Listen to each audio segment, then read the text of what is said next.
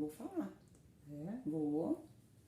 Olá, pessoal! Olá! Estamos no mês de outubro, mês dos professores. E aí, o que temos para comemorar? Nós estávamos aqui pensando, né, Cris? Quantas perdas que o professor está tendo. Primeiro, o professor de um modo em geral, né?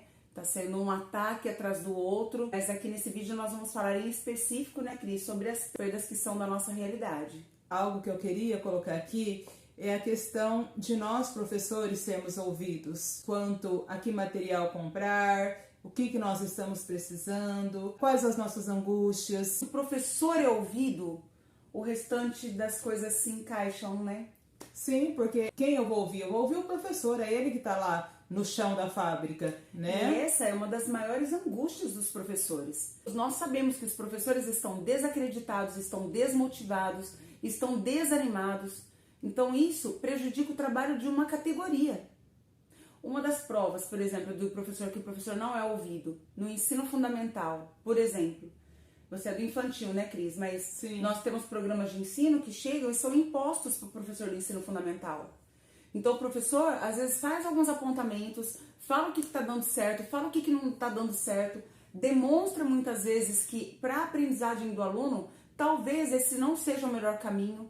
Mas aí nós ouvimos em reunião, em gente inclusive que é dentro da própria secretaria, que diz, nossa, mas eu pensava que o programa existia porque sempre nos falaram que os professores que gostavam do programa. E isso não é verdade. Então o professor fala, e ele não é ouvido e nem tem sequer um retorno. E Vanessa, a gente ouve, né, eu que convivo com alguns professores que são do fundamental, falarem, não vou falar mais nada, porque já falei, reclamei, não adianta. Isso é muito grave, porque um professor falar que não vai falar mais nada... A que ponto ele chega, né, pra falar assim? É grave isso, sério, né? É muito sério, né, Vó? Porque o professor é formador, ele vai formar cidadãos, pessoas críticas. Inclusive, nós vemos muito isso, Cris, nos momentos que nós nos reunimos, às vezes tem formação, tem encontros, e o professor às vezes quer fazer alguma reivindicação, nós vemos claramente que o professor é podado ali. Você lembra de algum momento que o professor foi podado? Você presenciou isso? Comenta aqui pra gente. E Vanessa, eu já ouvi muitos colegas de trabalho falarem, nossa, Cris, como você é corajosa, você não tem medo de ser perseguida? Eu já ouvi isso. A gente não tem que ter medo.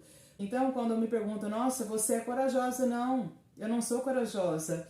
Eu sou uma cidadã. E a gente tem que colocar, através da nossa fala, aquilo que nos incomoda. O professor está se acostumando a ficar quieto. E esse ficar quieto também é outra coisa que angustia, né? Posso não concordar com o que você diz, mas eu defenderei até a morte o seu direito de dizer. Então, eu acho que falar não ofende, reivindicar não ofende. O que nós precisamos, na verdade, é de um momento onde as pessoas nos ouçam. Porque se a gente for bater na porta de alguém da educação, eles vão nos ouvir. Não é ouvir um professor. Tem que ter um espaço, um momento para ouvir todos os professores. Para que o professor possa falar. Porque às vezes nessas formações, nesses lugares que os professores falam, realmente não é o local para aquilo. Mas onde é o local? Então está faltando um momento para que o professor seja ouvido. Eu estava vendo um vídeo do professor Carlos Gianazzi, Cris. Ele estava falando que 112 professores pedem afastamento por dia devido a problemas com a saúde mental.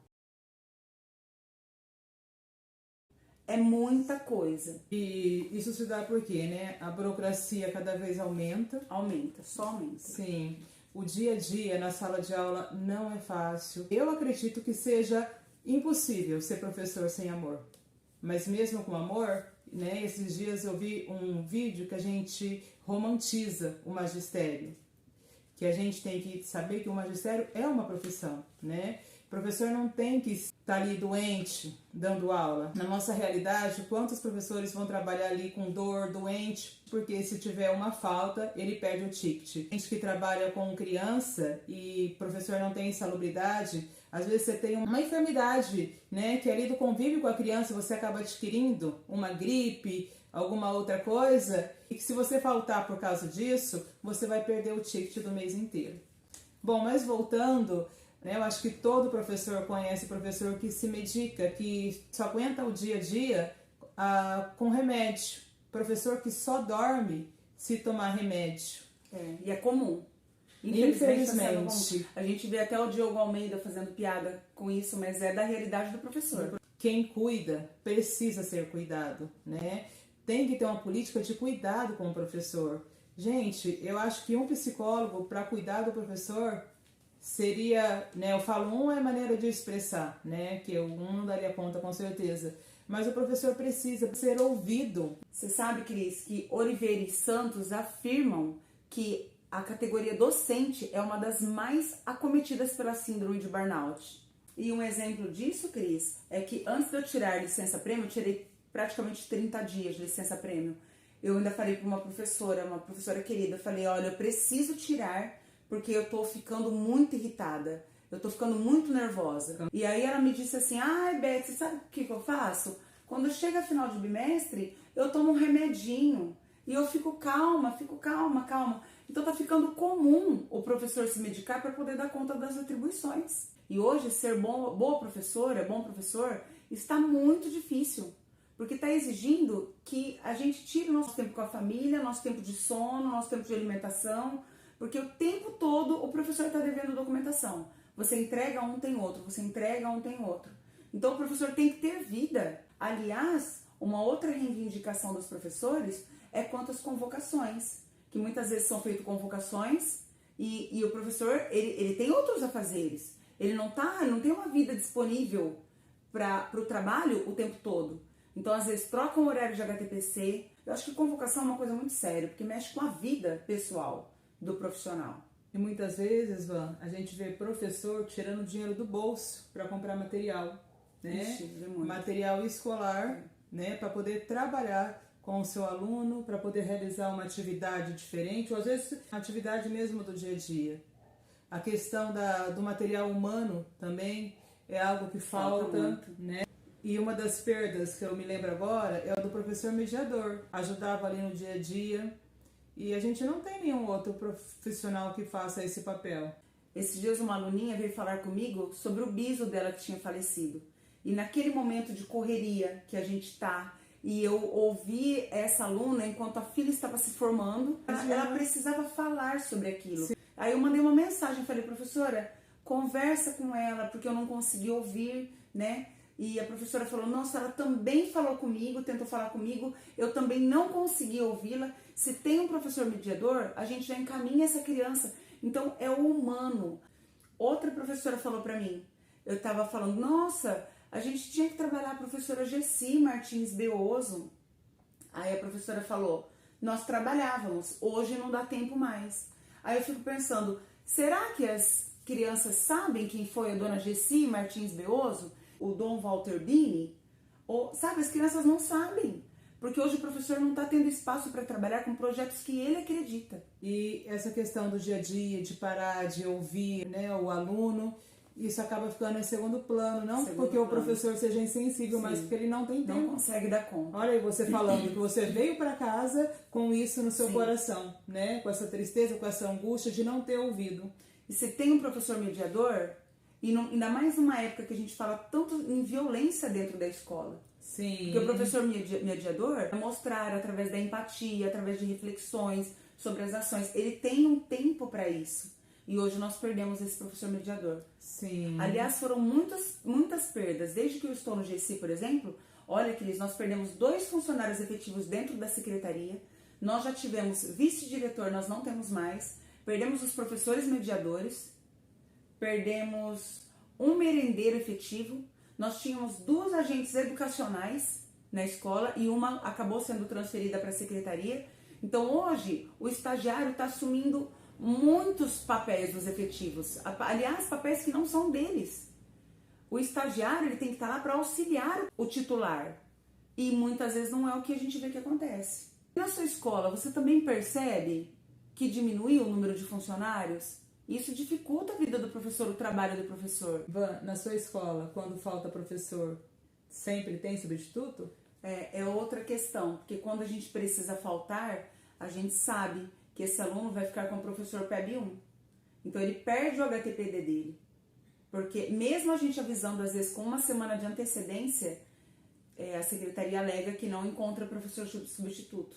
E no caso dos PEB1, no horário da sua aula, eles fazem o HTPD, né? Sim, quando eu falto isso não é possível, eles ficam com o aluno. Aquela burocracia que eles seriam aqueles 50 minutos, é mais uma que eles têm que levar para casa para fazer. Sim, pois é. E na sua escola, como é feito? Não. Não? Não. Outra perda significativa que nós estamos tendo dentro da escola, Cris, também é do tutor. E conversando com o professor PEB1, ele me apontou isso, me lembrou que a professora chegou para mim falando: Lin já foi referência em educação inclusiva, nós tínhamos antes um tutor para cada aluno que tinha um laudo de necessidade especial, e hoje o que acontece? Nós vemos mais de um aluno, nós vemos 2 até 3 alunos com um único tutor. Então isso reflete muito no trabalho do professor em sala de aula. E as compensações de ausência, que é a desvalorização maior do trabalho do professor, que fazer compensação de ausência para aluno que ficou soltando pipa, que ficou andando de bicicleta. A gente não tem nem certeza se é o aluno que faz. Mesmo se ele fizesse, como se isso fosse recuperar o tempo que ele passou fora da escola, né? E o aluno muitas vezes não tem presença, leva uma compensação de ausência e passa de ano. Reprovar aluno hoje custa caro. E a educação virou vitrine política. Então o índice do IDEB conta muito. Quando um aluno é reprovado, o índice do IDEB diminui. Então tem alunos que passam, sendo que não tem presença, o mínimo de presença para passar, ou passa às vezes não sabe ler, não sabe escrever, não sabe o mínimo que é necessário para aquela série e está passando. Um aluno que ele tem uma nota 5, ele chega na universidade. Tem alunos que realmente não têm condições de passar, ele precisa reprovar.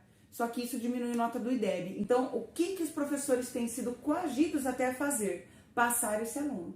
Vanessa, e eu tenho professores que trabalham no Fundamental 2 e que eles comentam que os professores estão evitando da nota vermelha, porque o professor da nota vermelha, ele tem que justificar porque foi nota vermelha, ele tem que dar trabalho para isso, sendo que o aluno que tirou a nota vermelha, ele não está nem aí. Hoje em dia, né, eles comentam, tirar a nota vermelha é porque não fez nada, né, não fez um trabalho, não fez uma prova, porque hoje em dia é difícil tirar uma nota vermelha.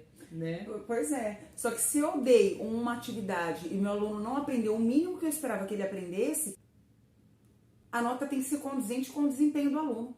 Nós temos que reproduzir ali na caderneta a nota real do aluno. A gente não pode fazer uma maquiagem para esse aluno passar de ano. Porque fica até contraditório, né? Quando a gente tem a função, professor, de formar cidadãos críticos, conscientes. Como é que a gente passa uma criança que não tem condição? Porque no final das contas, né, quando isso acontece lá no Fundamental 1, no Fundamental 2, é aquele aluno que está sendo prejudicado. Porque, às vezes, ficar ali seria um ganho para ele, né? E não ir para frente sem os requisitos necessários. Cada aluno tem seu tempo de aprender. Sim. E aí, muitas vezes, inclusive na compensação de ausência, por exemplo, quando nós fazemos uma compensação de ausência sem o aluno merecer, então eu me sinto, Cris, conivente com o abandono intelectual. Ou seja, a família não está mandando esse aluno para a escola, o aluno fica na rua e o professor faz essa compensação de ausência como se isso compensasse alguma coisa.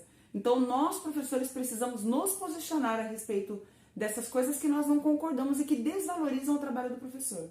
Tem outra questão também, quando esse professor ele sofre uma acusação injusta, né? No exercício da sua função, né? Sim, quando isso ocorre, né, por algum pai, acusações infundadas ou até persegue alguns professores. Sim, e aí esse professor tem que lidar com tudo isso, né? Sem apoio. Sim, eu presenciei alguns casos esse ano até um ou dois, e o professor, né, sem dormir, o professor desesperado, o professor gastando dinheiro com remédio. Teve que tirar licença.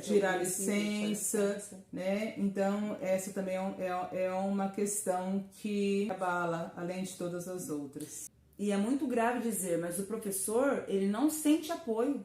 Ele tem que gastar com remédio, ele tira licença, ele pede às vezes para a direção trocar esse aluno às vezes de sala para não agravar a situação. Mas enfim, assim, o professor não se sente acolhido. E o que acontece com um professor, não sentir o apoio da direção, da secretaria. Então isso é muito difícil para todos os outros. Ressoa na classe docente. É isso, é acolhimento, né? O professor precisa também ser acolhido. O professor está perdendo tanto espaço que até sala dos professores tem escola que tem escola que não tem.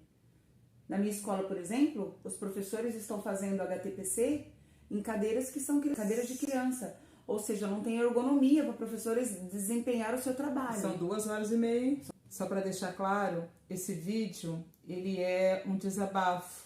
É para falar sobre o que nos aflige. E nesse mês dos professores, em que a gente recebe tantos parabéns, é importante a gente também falar sobre o que nos angustia. Eu acho que ser ouvido seria o presente que o professor precisa, não só nesse mês, mas na sua trajetória. Exatamente. Ser o melhor presente para os professores. É isso.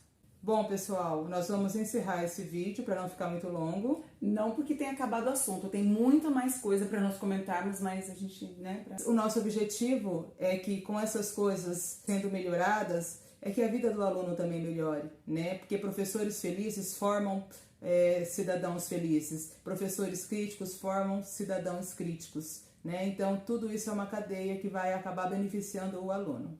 Enfim, feliz Dia dos Professores. E quem lembrar de mais algo importante, Sim, comenta, gente. Coloque aí nos comentários. Com certeza. Tá bom? É isso. Isso. Feliz Dia dos Professores. Beijos, muita força. Obrigada por ter assistido o nosso vídeo até o final. Sim, obrigada, Estamos viu? juntos.